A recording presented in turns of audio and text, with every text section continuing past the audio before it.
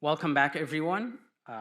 We're continuing with the interviews, and we do have now Mr. Khodr Farhat. Mr. Farhat, you have 5 minutes to answer the three questions that were already provided to you. I'll give you a warning at the 4.5 minute mark. You may start at this time. Good evening. My name is Khodr Farhat, and I am a public speaker, advocate, and activist for quality education and individuals and students with disabilities in Dearborn for well over a decade. I was born blind in Beirut, Lebanon. I immigrated to the United States in 2009. I attended Etzel Ford High School, but then I had to move to Lincoln Park High because they do house the program for the visually impaired students. Upon my arrival to the States, I did not speak one word of English. I did not know anything pertaining to the technology for the blind, and my life was so difficult to deal with at first as a result of the new transition. Yet, despite all of these challenges, I graduated from high school with honors. Then I transferred over to Henry Ford College, where I pursued my associate degree in pre-special education. After that, I went to University of Michigan Dearborn, where I pursued my bachelor's degree in political science.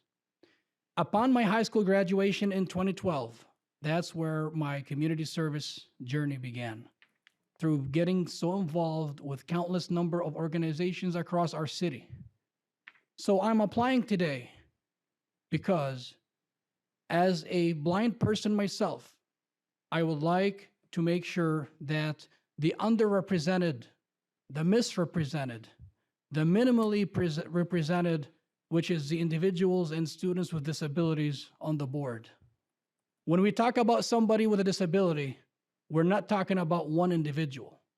We are talking about an entire support system, starting from their immediate and extended families, friends, professional staff, as well as the entire community. As an advocate, I'm fearless. I'm not a quitter.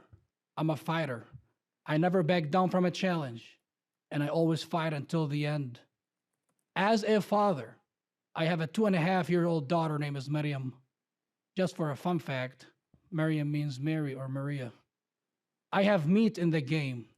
Not only that I have been living in Dearborn for over 16 years now, but I would love to raise my daughter here, and I would love to see her attending and succeeding in Dearborn Public Schools. On top of that, my community service was reflected in my school board campaign. I earned 12,288 votes. I was just 14 votes short of winning that election. If that shows something, it shows the trust and respect that the public had placed in me, which I'm extremely honored by that. In closing, I would like to say that the roles and responsibilities of the school board is not only to oversee the budget and to manage it, but also to make sure that the hiring process is transparent, evaluation process is over there as well, appointing the HFC president, school board, the public schools district superintendent, and to set the policies, vision, and laws for the schools. I have so many things that I am that I feel so strongly about. But the top two are certainly ensuring that the special education department and the special education students, therefore, all their needs are met, their accommodations are provided, and their voice is being heard. And also the potentially proposed bond to fix our infrastructure. I assure you that each and every single resident of Dearborn deserves nothing but the best for our schools. So from a community perspective, as long as we have a clear message with all the communications sent out thoroughly, I'm pretty sure they'll be supporting. And as a board member myself, I will ensure that everything will be delivered clearly. I will be that bridge and access and make that access between the community and the school district. As a staff, they are the front line runners. So we got to make sure that their input is considered as well. In consideration, the student needs and as well as obeying the laws on the state and the federal levels. 30 seconds. I would like to thank you all for listening to me. and I'm looking forward to working with all of you in providing a brighter future for all of our Dearborn students. And it does not take sight to have a vision. Thank you. Thank you, Mr. Farhat. Truly appreciate your time and thank you for applying. Okay. Next, we have Mr. Joseph Sisson. I hope I pronounce your last name correctly, but if not, correct. But nobody has for 44 years, so I wouldn't feel too bad. My name is Joseph Cichon. Cichon. Okay. So Cichon, you have 5 minutes to answer the 3 questions that were provided to you, Okay. and I'll just give you a warning at the 4.5-minute mark. I'm medium-winded, so we should be good. Perfect. Floor is yours. To begin with, I want to say I was talking to some of the gentlemen in the back. I don't envy your position of having to select people because this seems there's a lot of good candidates out there. Why am I interested in serving? I'll be honest, I have slightly selfish reasons on some level for this. I have 2 young sons that are in Dearborn Public Schools. I've lived in Dearborn for a million years, somewhere in there, right? I am involved locally with the schools in terms of coaching and different committees locally, but I've also served on a number of the committees for the school board, including the infrastructure committee, the health, puberty, and sex education committee, a few others as well. Local small business owner. I started a small business about 10 years or so ago, mostly because I wanted to make sure that when it came to being there for my children's education, to be able to come to events, that I would not have scheduling issues, so I can make my own scheduling. So far, it's worked out pretty well. All right, what do I bring to the table? So first, I'm really good at what I'll call triage. I can stack rank a set of problems, most important to least important, figure out what needs to be done based on a variety of parameters. So whether or not it's cost related, whether or not it is time related, whatever the case is, that's a skill set that I have. Data analysis and interpretation. I can aggregate and look at large quantities of data and derive information from that will benefit whatever the situation may call for, whether it comes down to budgeting, whether it comes down to finding the best candidates for positions. That's something I'm able to do. I do have a strong marketing background. I'm personally a big fan of continuing to push for bigger and better bond proposals to continue to upgrade our schools. I will say that one thing that I have noticed is that we can come up with a great program, but if we cannot get it out there, marketed to the public in a way that they are able to interpret and understand, it dies on the vine. So I'm hoping that on some level that would also be able to help. Prior to the small business that I own, I spent about 15 years in multi-unit operations management. I've hired and fired hundreds of people. I have a heavy HR background, very familiar with all the current hiring practices as well, even though nowadays I don't do as much hiring. One thing that is really important to me that I also hope to be able to bring skill sets to the table on is teacher retention.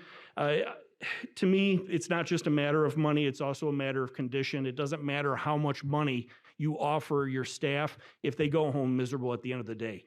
At my local school, we recently lost a teacher that was one of my kids' teachers starting in kindergarten. Very good teacher, left to go to Lincoln Park schools. With due respect to the city of Lincoln Park, we should not be losing teachers in situations like that. There has to be more that we can do, and I'm hoping that I can help solve that problem along with everybody else. What are some of the roles of a board member? Fiscal oversight. We're acting as fiduciaries for the public. There's always going to be pushback when it comes to spending, budgeting, money. I have this theory, though, that there's no such thing as any city in the state of Michigan where you have low property taxes and really good schools. But at the same time, the public wants to know their money is being spent in a responsible way. They may not always agree with every single item that we're spending it on, but they at least, it's easier to swallow that pill if they can actually see in a way that they're able to read and interpret, my money's at least going to good use. Governance, not management. You know, the future superintendent is going to be the one handling those calls, but it starts with the hiring process of getting the right candidate in place. Transparency, I watch all of our school board meetings, if not show up in person, and regularly you'll hear public talk about transparency. Transparency is not just putting the stuff on the website and saying, here you go, check it out. It needs to be in a way that the public can understand and interpret the information. I would like to be able to help with that 30 as well. seconds. Last question was about a board decision that I agreed with. And for me, it was the free breakfast and lunch for all students basically year round. It is very hard for students to be able to concentrate and focus when food insecurity is an issue. To me, that was a great decision that benefited the entire public, and I agree with it. That's all I got for you. Thank you very much for your Thank you, time. Mr. Cichon. Appreciate your time and thank you for applying. Next candidate is Mr. Hassan Elhajdiad.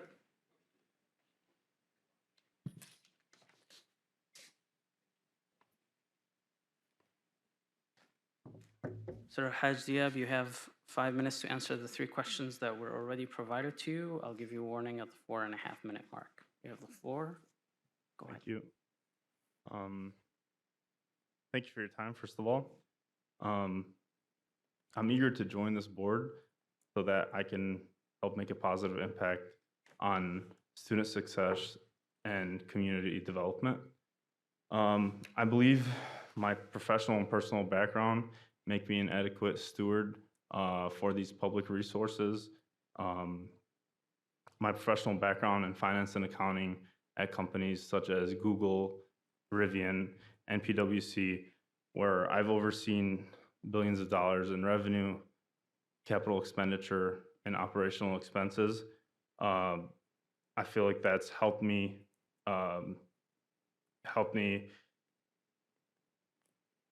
be, it has helped me let stakeholders have assurance in their decision making.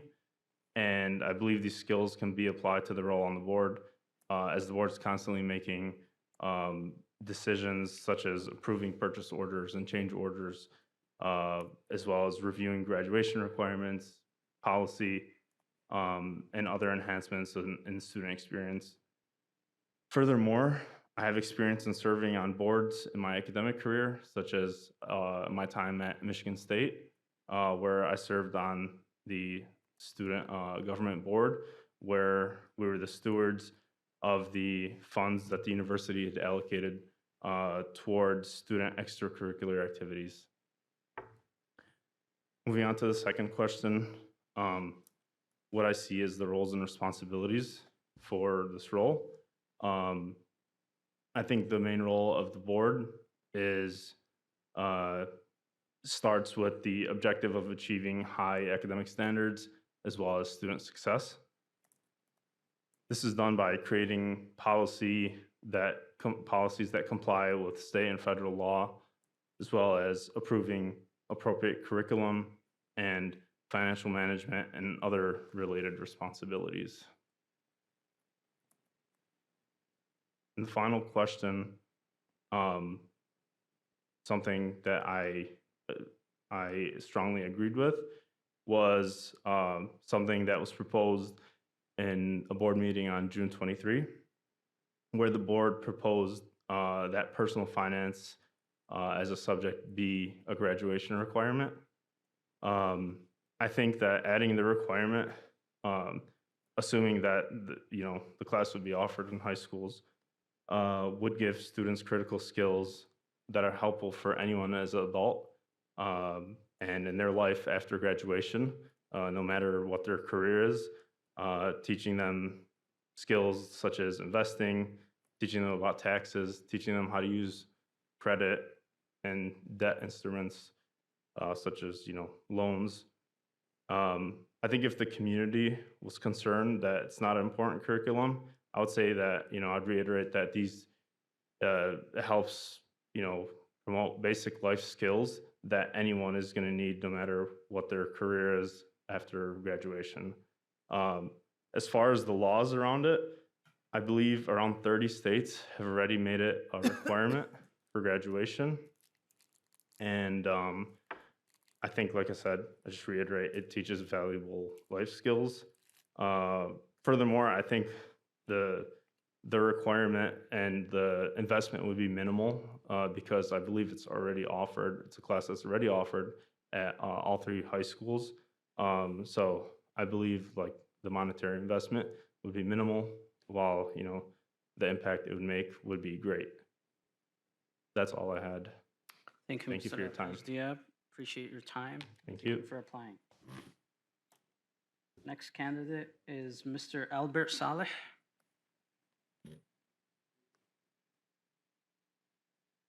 Good Good evening.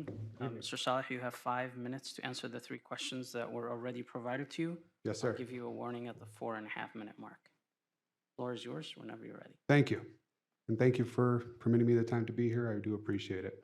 I'm seeking to serve on the Board of Trustees now because I care deeply about the future of our school district, not just as a lifelong resident, but as a new father. The vacancy comes at a great time for me personally. My wife and I recently welcomed our first child, and that's given me a renewed sense of urgency about the quality and direction of public education in our community. Just by way of background, my wife and I graduated from Dearborn Public Schools. We are a product of Dearborn Public Schools. We both graduated from Dearborn High. She graduated from U of M Dental in Ann Arbor. I graduated from Western Michigan in 2019 with a dual major in public law and economics. I graduated from Wayne Law in 2019, and I've been working professionally as an attorney since then. I operate my own law firm and I manage my own caseload. As an attorney, I think I'm equipped, and I know I'm equipped with several skills that align well with my service to the city of Dearborn. I'm trained to review and interpret complex documents and policies with precision. I understand how to read and interpret the law and regulatory frameworks. Most importantly, as an attorney, I'm an advocate. In this case, I would be an advocate for our community's youth, and I take that very seriously. And that would include the parents of those children.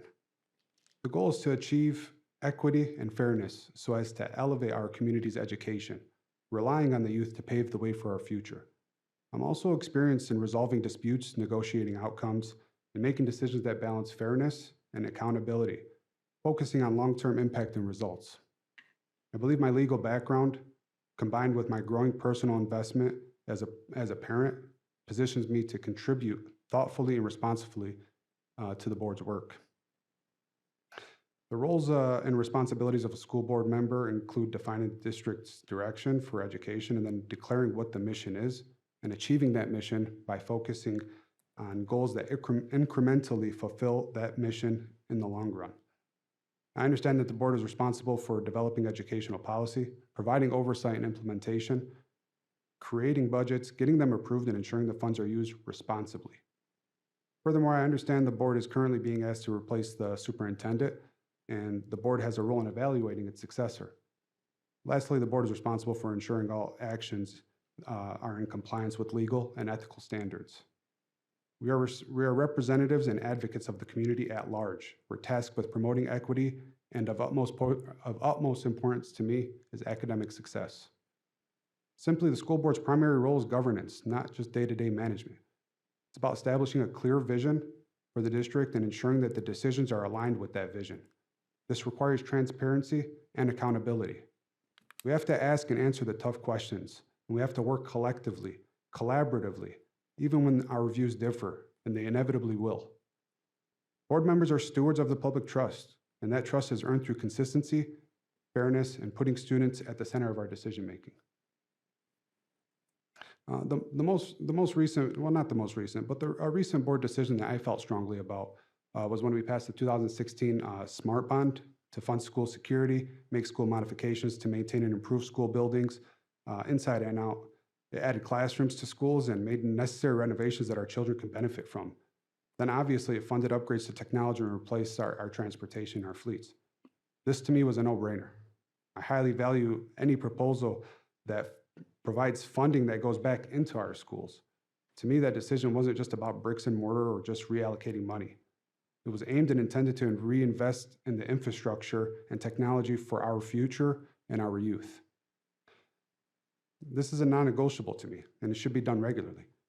Modern, safe, and well-equipped learning environments directly impact students' outcomes and community pride. I believe that when we invest wisely in our schools, we're making a long-term commitment to the success of our children, our educators, and the vitality of the entire community. That bond was a clear step in the right direction. Obviously, we all have personal beliefs and values, and those values and beliefs are certain to clash. Personally, I'm hyper-focused on cultivating an environment conducive to the love of learning. I want our youth to thrive and be well-rounded. This I do not take lightly. We are responsible for ensuring our youth are equipped with a quality education prepared for their next step 30 upon their seconds. departure. I'm not naive. Anything that is proposed will have competing interests, thoughts, values, and beliefs. Luckily, I believe that I'm trained to stop and assess the situation as a whole. How is this done? I would begin by listening to the community, to students, to school staff. I understand all perspectives. Lastly, I'd like to end with why I believe I would be a strong addition to the board. I want to give back to the community that's given me everything. As a board trustee, I would be deeply committed to our community, provide thoughtful and balanced perspective, and a genuine desire to ensure every student has access to high-quality, forward-thinking education. Thank you. Thank you for your time. Thank you. Mr. Saleh. Thank you. Next candidate is Mr. Habib Abbas. We missed it on the agenda. Welcome, Mr. Abbas. You have 5 minutes to answer the 3 questions that we already provided to you. All right. I'll give you a warning at the 4.5-minute mark. The Sounds floor good. is yours whenever you're ready. Thank you. All right. Good evening, board members, and thank you for the opportunity to be here today. My name is Habib Abbas, and I am honored to be considered for the Board of Education position. This is an important role, and I'm so passionate about it. I'm interested in the Board of Education. Okay, thank you. I'm interested in applying for the board and being part of the board members because I do believe a strong education system is the backbone of a strong community. So I want to use my knowledge, my experience, and my skills to contribute and collaborate with the rest of the board and make sure our students are receiving the best education. As a federal employee with over 20 years of leadership experience in the federal service and the private sector as well, I bring a lot of experience and I understand governance, I understand accountability, and I understand policy oversight. Locally, I did serve as a PTA president at Miller Elementary School, and I also served as a vice president of the PTA at Stout Middle School. I served as part of multiple parent committees in the district. I participated in the principal search committee multiple times within the district. I've also been active in the community. I was a board member in multiple nonprofit organizations, and I volunteered in multiple events for organizations that are specifically concerned with education, students, and financial support. I was invited multiple times to speak to students in the district and outside the district during career days and during special events. I talked about multiple topics. One of them is safety online. I am a proud parent of 3 children that are attending the district right now. My oldest son is attending Henry Ford College. My daughter is attending Edsel Ford High School, and my youngest son is attending Miller Elementary School. So this is personal to me, and it's very, I take it personal for the district and the education here and for our students to thrive. Academically, I have a very strong foundation. Initially, I started at Henry Ford Community College at the time, and then I moved on to the University of Detroit Mercy. I got my bachelor and my master's degree from there, and then I acquired so many professional certification and leadership certifications as well.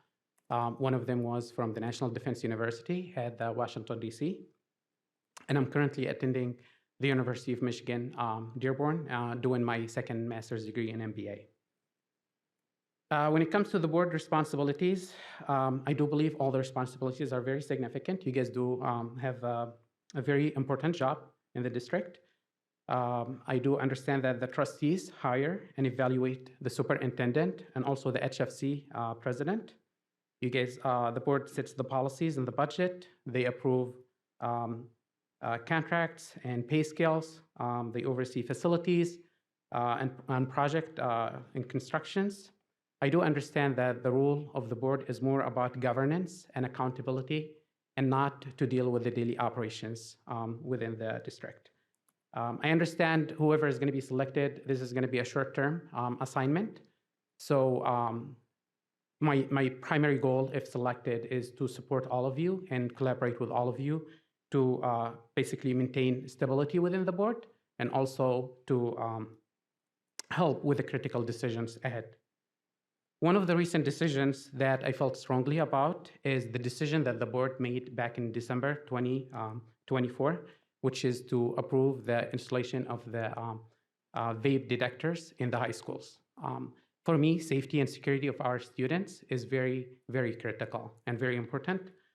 And if I was involved with the board in making a decision like this, I would love to listen to the community.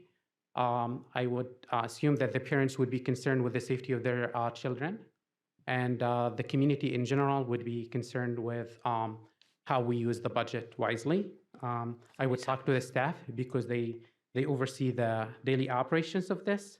I would also make sure that we are in compliance with the federal and the state laws, and we're not violating any of those, especially privacy issues. So basically balancing the costs and the long-term benefits to ensure safer schools. Thank you so much again for this opportunity. I would be honored to serve and to put the students first and to help strengthen the foundation of the Dearborn Public Schools. Thank you. Thank you, Mr. Abbas, for applying, and thank you for your time. David, do we have our last applicant? Okay, so Mr. Abdelsalam did not show up, so we can go to our next item. Thank you. No blue cards? There's no blue cards, President Moses. Okay. I'm surprised because on a very Sure, we'll have a important lot Monday. decision, we still have another opportunity on Monday because we do have a special meeting scheduled on Monday prior to our regular meeting to make deliberations and make the selections. So we can go to the next item. Next item is discussion, the selection process by President Moses. Yeah.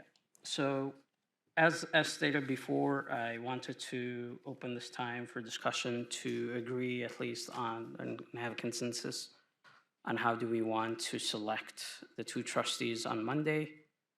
If we want to follow the same process that was done in 2019, where every trustee would bring up a name forward and bring the strengths and why they want to select that trustee or that applicant to be a trustee, and then we can have a discussion, and if we do agree, or at least the majority of us, three at this time, agree on one candidate, we can have a motion to appoint this trustee, and we could do the same process again for the second vacancy.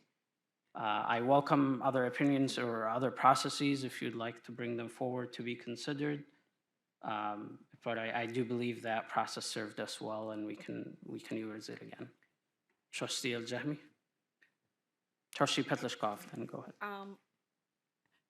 I think that makes, given that there's only 5 of us to begin with, that makes the most sense that we each bring forward one at the beginning. If there is 3 of the same name, we would already know that it would be a motion made that would have support. But I do recommend that each of us give the reason behind why we chose that name.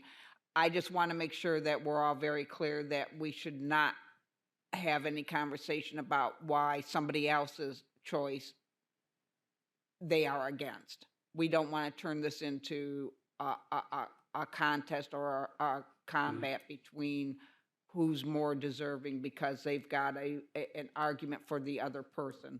So we should only be bringing forward the positive of the people that we want to submit to be moved on, and not anything else. And I do say we do it exactly the same for the second one as well. Trustee Al-Jahmi? I agree. The only thing I want to add is, given just one at a time, It could get long. it becomes a problem, because if you have 2 viable candidates and your timing of them is you provide only one, I would prefer that we provide both candidates that we want to support instead of just one, because there's 2 open roles. President Mosip, it looks like one of the candidates, the last candidate showed up. If you feel fit to, Oh, he went to the wrong building. we'll take them. That's fine. So let's hold off on the discussion if no objections. No objection, no. Okay. So we'll take Mr. Abdelsalam for the interview. You have 5 minutes to answer the 3 questions that were already provided to you. Sure. I'll give you a fair warning at the 4.5 minute mark. And my apologies for the lateness. I went to the Dearborn Administrative Building instead. Okay. I never been to Fine. this location. Go ahead. Are you referring to the DAC? Yeah. No, the Oh, actual City Hall. Oh, City Hall. City Hall. Yeah. Yeah. That's what We I'm have saying, nothing to the do DAC. with That's it. what- Yeah, and I saw that and I was like, oh, okay. No. Right. Okay. Go ahead. Okay. Floor is yours. Sure. So, should I read the questions or So the questions are in front of you Yeah. as well. just answer? But Okay. I read them in the beginning, yeah, so they were already provided to you. Sure. Sure. So I think, the decisions that our community makes have long-lasting implications on the access of opportunity to our children, right? And with my background in technology and economic development, we see the rapid changes happening, right? Everyone's using AI from faculty to students. So I want to ensure that kids are ahead of the curve and that these technologies are being incorporated to give them the best heads up in the actual marketplace. So I spent time at the University of Rhode Island managing the Office of IP and Economic Development. And I also served as adjunct faculty at Wayne State. And I was a tech entrepreneur, as you can see in my CV. And I think all of these roles dovetail quite well in guiding the educational policy of a city like Dearborn. I also went to 8 different public schools and 4 high schools. Started high school in Japan, and then went to North Carolina, and then followed up in Plymouth, Salem, and Fortune my last 2 years. So I've seen quite a few different cultures and communities, and I think that's a unique experience that I have from the perspective of a student. And when I went to Fortune, I was one of 3 young men in the National Honor Society. It's funny because I just met, one of the class of '02 alum at Fortune the other day, and we didn't know each other at high school. But I said, "Do you remember the NHS? There's only 3 guys." I was one of those guys, and served on the yearbook team and the SAD Club, which was Students Against Drunk Driving, and so graduated at Fortune, 3.8. Got recruited out to Florida State University and did a dual degree in engineering and economics. Went to Washington, D.C., worked for the Department of Commerce. And I'll save the background because I know you guys have that. But I think this diverse array of experiences would work quite well for managing the policy and the district's resources. So question 2, roles and responsibilities. So first and foremost, we are a trustee of the district's children and stewards of the district's finances. And so I think having been a CEO of a company, having run, a department at a university, I understand the fiduciary responsibilities. I understand bylaws. I've worked with many boards. And I believe that I could execute quite well with you all as well. And of course, balancing the needs of our students is our top priority, but also being a sound board for the community, for the parents, for the teachers, and making sure that the superintendent, just like a CEO, is operating as a well-oiled machine. Not to speak robotically, right? But and hopefully not using AI too much, because we see a lot of that. And it's actually funny. So as an aside, I know Amar's he's a comedian part-time, but in a past life, so someone had wrote me an email today from, I won't name the university, but they messaged me, and at the end it was actually a prompt from ChatGPT. So it was the old copy and paste, but forgetting to delete the last part. So I jokingly brushed it off, and I think they got a kick out of that. But I'll answer the third one because I can keep going. So a recent board decision that you felt strongly about. I don't know if 1 year ago is recent enough, but I remember the approval of the Zoom contract, and that was coming off of COVID, right, 4 years prior. And I think that, as a technology person, that is very important to maintain those sort of tools for not only the students, for equity. Excuse me? 30 seconds. 30 seconds, yeah. Yeah. Not only for the students, but even for the faculty, right? If there's transportation issues, students or faculty, just adding that flexibility I know is critical. When I was adjunct and COVID happened, we had to go from the physical location at the Mike Ilitch School downtown to remote, and that was very useful. And times are changing, and I know that the digital education and learning is only going to become a more focal point of the educational experience. I'll Thank you. stop Thank you, there. Mr. Thank you. Abdelsalam, for your time, and thank you for applying. Thank you. Thank you. All right, that concludes the interviews for tonight and for everyone. And we come back to the discussion. So we were with Trustee Al-Jahmi mentioning that we need to bring forward the two names since we have the two vacancies. Yeah, and my thought process on that, if you select the top two, then you're going to be able to have a better idea of the overlaps Okay, without having to go back and forth and say, this is the one, and then, but if you name your top two and the other trustees name their top twos, you're going to see overlaps that will match the top vote getters. So we don't keep throwing name after name after name out there. We could have Makes five sense. different names the first go-round. Yeah. Trustee Zahar? First, I'd like to correct the record. I'm a full-time present-day Canadian, not a part-time past. Give me a full-time present day. My mom says I'm a lawyer, though, Pat. That's what she tells people. First, I mean, I'm sure we'll all say this on Monday, but I'm kind of like embarrassed. I feel bad for other communities. We have so many amazing people that want to come forward in this community. I'm not surprised. I don't think any of us are surprised at the vigor and energy and interest. And you'd have to not be paying attention for the last 20 years to be surprised at the talent. We are so talented in this community. So I just think we're very lucky, but of course it makes our job that much more difficult. What I'd like to see from every trustee on Monday is sort of, maybe we should do the same thing, give ourselves each like 3 or 4 minutes, so that we have a presentation of how we felt about the candidates. And I'd personally like to hear 3, 4, whatever, however many candidates you think would do a good job. And then so that we start to see, like Trustee Al-Jahmi was saying, maybe sort of a consensus forms around there. I don't want us to each put up a name and say, hey, does that have 3? And then we just go. I want to hear how everybody felt. Okay, I have these 4 people who I thought were really good. I'd be good with any of them, but I like these 2 a little bit more, whatever. And so that we start to form a consensus and understand where everybody is. I don't see any, I'm hoping that we can select 2 people, whether it's in one motion or 2. I think it'd be great to have a holistic conversation first, and then maybe we get to a point where we can select 2 people with one motion. We don't have to, but maybe we can. I think that would be better for everybody. And I'd like us to get to a point through a vigorous discussion where whoever we select is coming in with 5 votes, not with 3.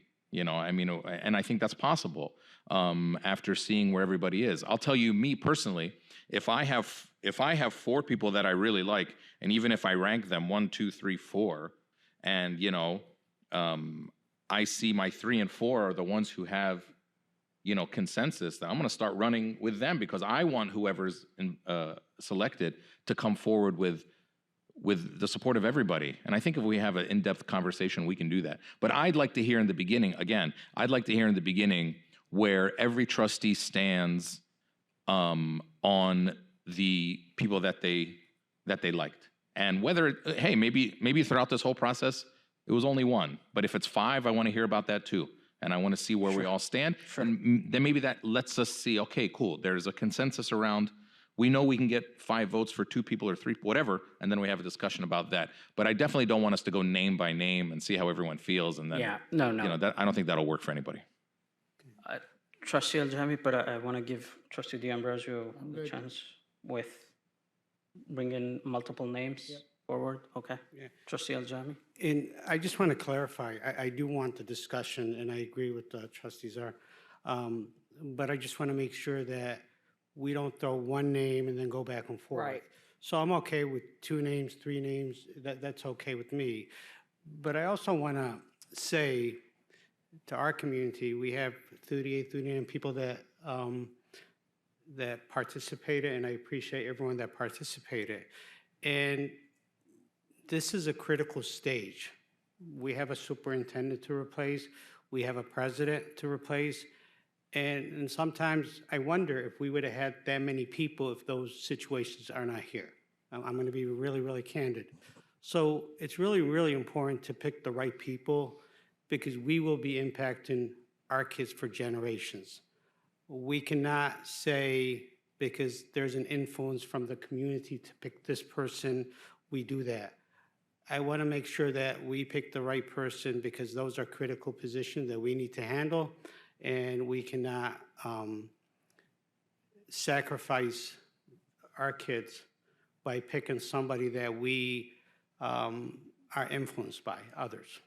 And it's a candid discussion, so I ask all the board members to really think of it as impacting our kids for generations. Trustee Petlishkov. And to just kind of piggyback on that, I want to remind everyone, this is only basically a 1-year service.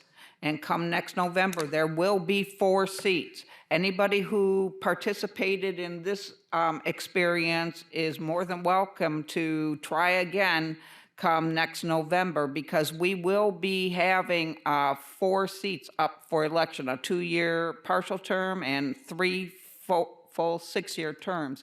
So whoever we choose next week will only be serving for a little over a year, making those extremely critical decisions that are going to impact this community, not only with the selection of the college president and the superintendent once he gets his contract signed,